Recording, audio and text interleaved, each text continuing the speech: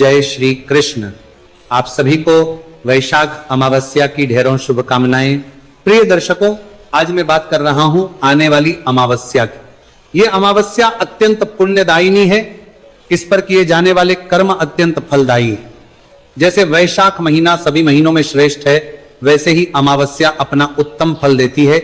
इस अमावस्या पर किया जाने वाला एक एक कर्म आपको तृप्ति देता है, आपके पितरों को तृप्ति देता है, आपकी मनोकामनाओं की पूर्ति करता है, आपके जीवन के संकटों का नाश करता है, आपका भाग्य परिवर्तित करता है। बताऊंगा, आपको विस्तार से लाया हूं संपूर्ण जानकारी पुराणों से।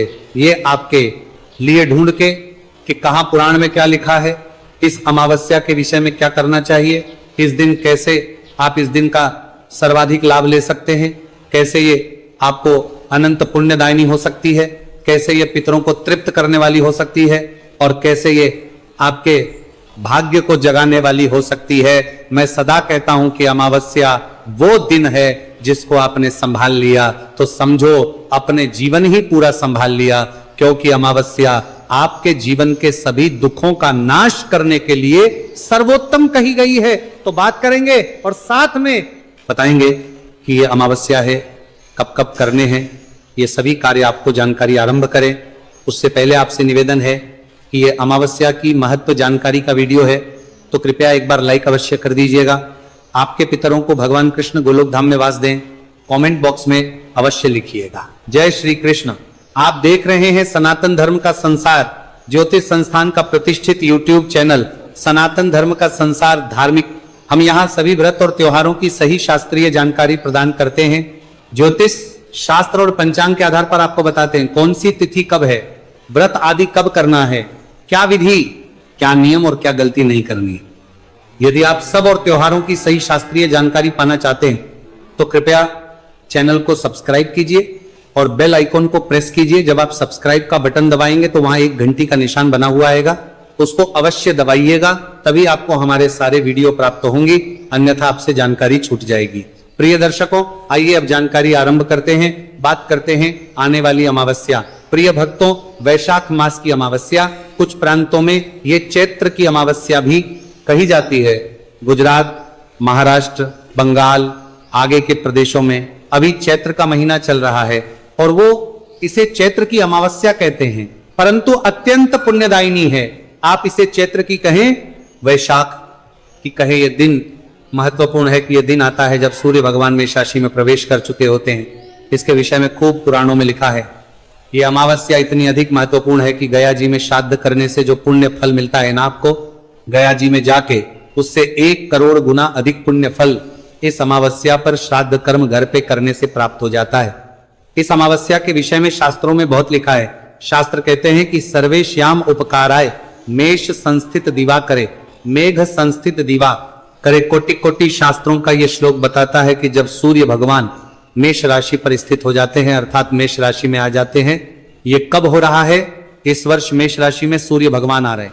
14 तारीख को, 14 अप्रैल को मेष राशि में सूर्य देव आ रहे जाएंगे।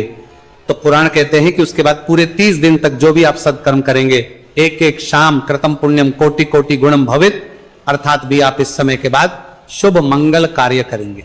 जब तप करेंगे, सदकर्म करेंगे, वो करोड़ करोड़ गुना पुण्यदायी हो जाता है। कई करोड़ गुना पुण्य उसे प्राप्त होता है। और इसमें भी विशेष जो यहाँ कहा गया है ना, वर्णन आया है कि ये जो अमावस्या है ये मनुष्यों का कल्याण करने के लिए विशेष रूप से महत्वपूर्ण है। मेष में जब भगवान सूर्य ने प्रवेश किया, उसके बाद के 30 दिन तो है ही कल्याणकारी, पर उन 30 दिनों में भी ये अमावस्या सबसे महत्वपूर्ण है। क्यों? क्योंकि जो वैशाख मास की जो अमावस्या है ना, जो आ रही है, जिसके लिए आप कंफ्यूज है कि 16 को या 17 को करेंगे, ये पितृ को बड़ी प्रिय है। पितृ देवाना वो प्रिय है। सभी पितरों को इस पर जो भी कार्य आप करेंगे वो पितृ को बड़ा भाता है। अर्थात इस दिन जो भी कोई व्यक्ति पितृ के निमित्त तर्पण करता है, कर्म करता है, उस दिन पितृ तत्व का ही प्रसन्न हो जाते हैं, तुरंत प्रसन्न हो जाते हैं। बड़ा अद्भुत फल है इसका। कहते हैं कि इतनी प्रिय है ये अमावस्या पितरों को कि जिस क्षण आपने पितरों का श्राद्ध किया, जिस क्षण आपने उनका तर्पण किया, उसी क्षण वो प्रसन्न हो जाते हैं। अब प्रश्न उठता है कि पंडित जी क्या दान करें, क्या करना चाहिए? देखिए, इस दिन आपको एक श्लोक बताता है, शास्त्रों का जो वर्णन करता है कि इस दिन अक्षय फल प्राप्त होता है। किस चीज से?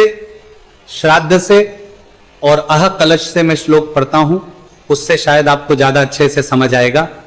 शास्त्र कहते हैं कि शोध कुंभ, तो इस दिन जो मनुष्य घड़ा दान करता है, जो पिंड दान करता है, पितरों का श्राद्ध करता है, अक्षय फल प्राप्त करता है।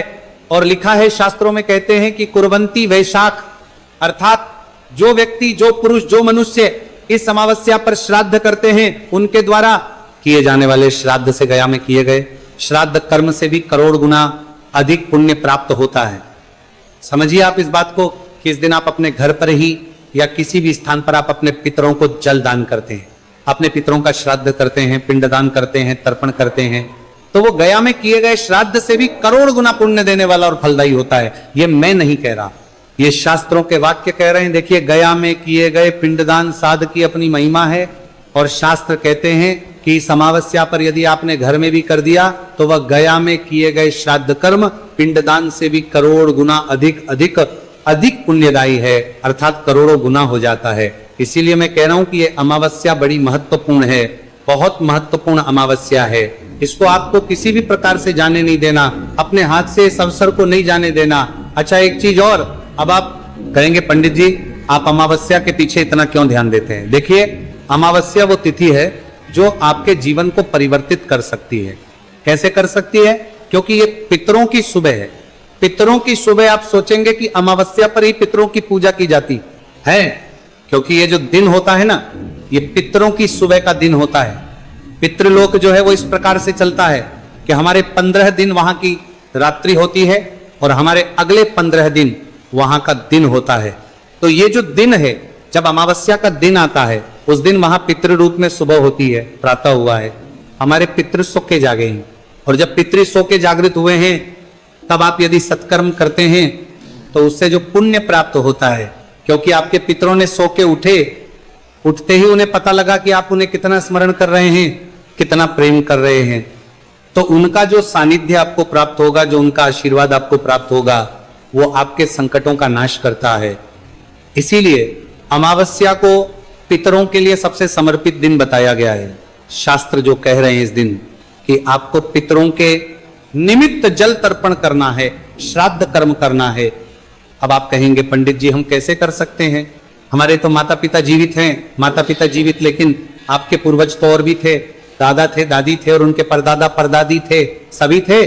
और पितृ केवल वही नहीं होते, आपके कुछ ऐसे पितृ भी होते हैं जो कहीं अन्य से होते हैं, लेकिन आपसे तृप्ति की कामना रखते हैं, कुछ ना कुछ लेना देना होता है। कई बार तो कुछ जानवर आपने कोई पाले होते हैं, उनका आपसे लगाव होता है, वो भी आपसे पितृ तृप्ति की कामना रखते हैं। तो इसीलिए ये कर्म सबको करना चाहिए। जिनके माता पिता जीवित हैं उनको भी करना चाहिए। आप माता पिता का श्राद्ध थोड़ी कर रहे हैं, आप माता पिता का थोड़े ही कर रहे हैं, आप अपने पितरों का तर्पण कर रहे हैं।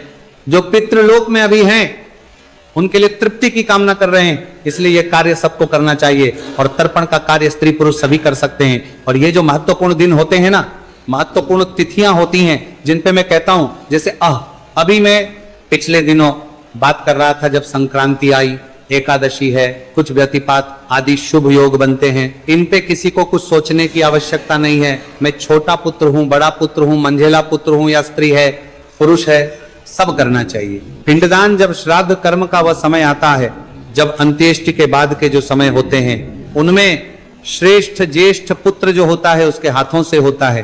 परंतु जल तर्पण आदि ये तो सबको करना ही चाहिए, सबका अपना अपना फल है साहब। तो इस बाद कर्म ने दिन आपको अवश्य रूप से जल तर्पण तो करना ही चाहिए। क्यों?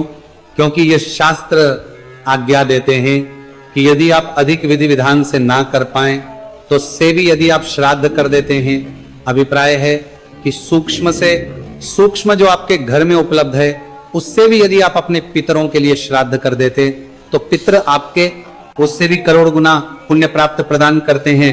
वो करोड़ गुना अधिक फलदायी है, बजाय कि आप गया जाके श्राद्ध करके आए हो। इस दिन पर, इस दिन की महिमा है तो आपको अवश्य करना है। अब आप कहेंगे पंडित जी कैसे करें, कैसे करें? देखिए, इसके एक साधारण विधि तो मैंने पहले भी बताई है। आपको उठने के बाद स्नान आदि कीजिए, स्वच्छ वस्त्र धारण कीजिए, एक लोटा लीजिए तांबे का, उसमें पहले थोड़ा गंगा जल भरिए, फिर शुद्ध जल भरिए, एक पत्ता तुलसी का डालिए, थोड़े काले तिल डालिए और आसन लगा के बैठ जाइए। दक्षिण दिशा की ओर मुख करके गीता के 7वें अध्याय का पाठ कीजिए या सुनिए। मैं आपके लिए अपलोड करता हूं। प्रत्येक अमावस्या, एकादशी और संक्रांति पर आपको वीडियो मिल जाएगा। उसको सुनिए, गीता के 7वें अध्याय को, और फिर उसके बाद संकल्प करते हुए उसका पुण्य अपने पितरों को अर्पित कीजिए।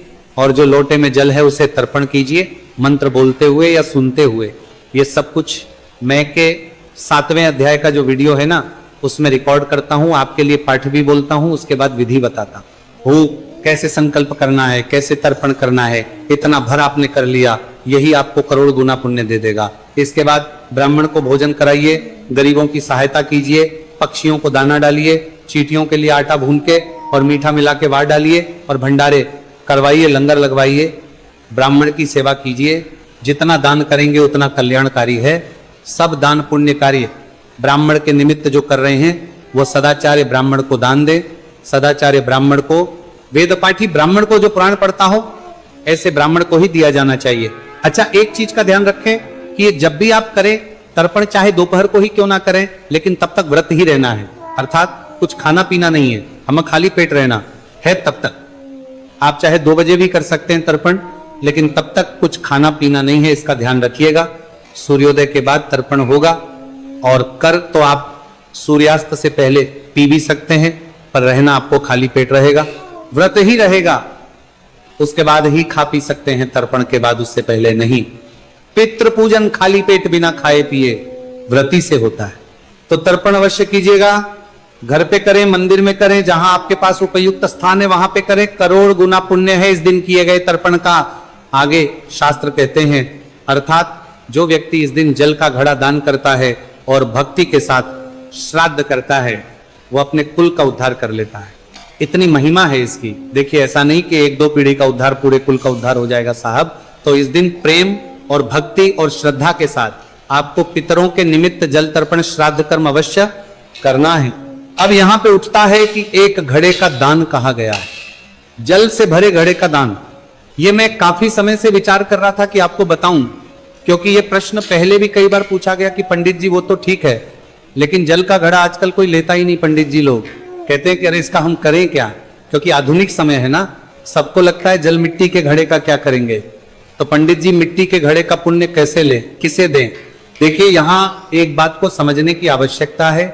मैं सदा आधुनिकता को पुरानी जो हमारी चीजें हैं, नियम है, उनके साथ जोड़ के चलना चाहता हूं। प्राचीन समय में घड़ा एक साधन है जल दान करने का, कि आप शीतल जल अगर दान करना चाहते हैं, कैसे दान करेंगे? घड़ा ही एक साधन होता था, उससे आप शीतल जल दान करते थे। माध्यम बदल सकते हैं आप, आवश्यक नहीं है घड़े में भर के ही आपको जल देना है। शीतल जल से अभिप्राय है, जल सेवा से अभिप्राय है कि आपको जल सेवा देनी है। आपके पास जो उपयुक्त साधन हो आज के समय के हिसाब से, उसमें जल भर के दान दीजिए, शीतल जल दान दीजिए। ये इसका मूल मंत्र है, या ये कहें कि ये इसका मूल बात है जो उसमें कही गई है। तो आप इस स्वरूप को बदल सकते हैं। मिट्टी का घड़ा अगर कोई स्वीकार नहीं करता है ना, तो इस दिन आप किसी और रूप से जल अर्पित कर सकते हैं। अब मैं और भी उपाय बताता हूं इसके लिए। मान लीजिए कोई स्वीकार नहीं कर रहा है, तो आप ऐसा कीजिए, कोई बर्तन लीजिए बड़े मुंह वाला, जिसका चौड़ा मुंह हो, चाहे वो घड़ा हो या कुछ और हो, उसमें जल भरिए, उसमें थोड़ा सा गंगा जल डालिए, काले तिल डालिए। उस जल के पात्र को पीपल के वृक्ष की जड़ों में रख दीजिए। किसके लिए? जिससे कि कोई भी पशु पक्षी आए और उसमें से जल ग्रहण करें। ये बहुत पुण्य देने वाला है। आप प्याऊ लगवा दीजिए, बाहर कहीं जल सेवा दे दीजिए एक दिन की, जहां बहुत सारे लोग आने जाने वाले राहगीर हैं, क्योंकि गर्मी का मौसम है, भीषण गर्मी है। इस भीषण गर्मी में जिसको जितना जल पिलाओगे उतना आपका कल्याण है, करोड़ गुना कल्याण है। इसीलिए ये जल सेवा दीजिए। आप मंदिरों में जल सेवा दे सकते हैं, आप तीर्थ स्थानों पर जल सेवा दे सकते हैं। मीठा जल पिलाइए, इसका पुण्य बहुत अधिक है। भाव यह है कि आपको जल सेवा करनी है, लोगों की जो श्रद्धा है, पिपाशा है, उसको दूर करना है। जितना आप मिटाएंगे इस भीषण गर्मी में, उतना कल्याणकारी होगा इस दिन। जो इस दिन पर अमावस्या पर या वैशाख मास में जल दान करते हैं, गरीबों को जल पिलाते हैं, वो जो पितृलोक में जाते हैं, तो वहां अमृत की नदियां उनके लिए बहा दी जाती हैं, अमृत की वर्षा करती हैं। और ये शास्त्रों में वर्णित है, ये स्कंद पुराण में लिखा है। ये तो पूरा वैशाख का महीना ही जलदान के लिए बड़ा कल्याणकारी है। ये कर्म तो आपको करने हैं, बड़े महत्वपूर्ण हैं। अब जो नहीं करने हैं वो बताओ। इस दिन आपको दूसरे का अन्न नहीं खाना है। दूसरे का अन्न खाएंगे तो अपना सारा पुण्य उसको दे आएंगे।